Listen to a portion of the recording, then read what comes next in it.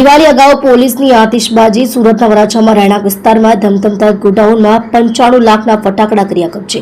દિવાળીને હજુ મહિના કરતાં વધુ સમય બાકી છે, તેમ છતાં અત્યારથી જ આતિશબાજી માટેના ફટાકડાનો સ્ટોક કરવામાં આવી રહ્યો છે।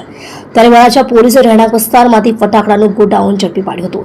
રહેણાંક વિસ્તારમાં વગર પરમિશને ફટાકડાનો જથ્થો સંગ્રહ કરવામાં આવ્યો હતો। વરાછા પોલીસે બાતમીના આધારે રેડ કરી હતી અને રેડ દરમિયાન 95 લાખથી વધુના ફટાકડા કબજે કર્યા હતા। આ સાથે સમગ્ર ગોડાઉનને સીલ કરી દેવામાં આવ્યું હતું। આગની બનતી ઘટનાને પગલે પોલીસે કાર્યવાહી કરી હતી।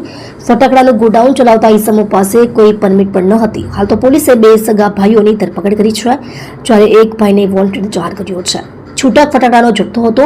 આરોપીઓ મૂળ ભાવનગરના હમીરપરાના ચેતનભાઈ ધરમશીભાઈ સાંગાણી, તેના બંને ભાઈ અશ્વિન અને મોનજીભાઈ ઉર્ફે મુન્નાભાઈએ સંતોષી નગરમાં પરેશભાઈ દાનાભાઈ આહિરની દુકાન અને ગોડાઉન ભાડેથી રાખ્યું હતું, જેમાં ગેરકાયદેસર સ્ફોટક ફટાકડાનો સ્ટોક સંગ્રહ કરી રાખ્યો હતો।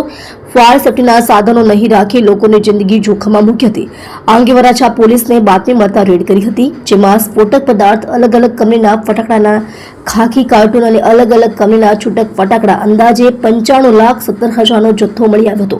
આ દુકાન અને ગોડાઉનનું 75,000 રૂપિયા માસિક ભાડું ચૂકવવામાં આવતું હતું। રિપોર્ટર SL સૈયદ સાથે કેમેરામેન સંદીપભાઈ બોરસે। તમે જોઈ રહ્યા છો live India today news channel.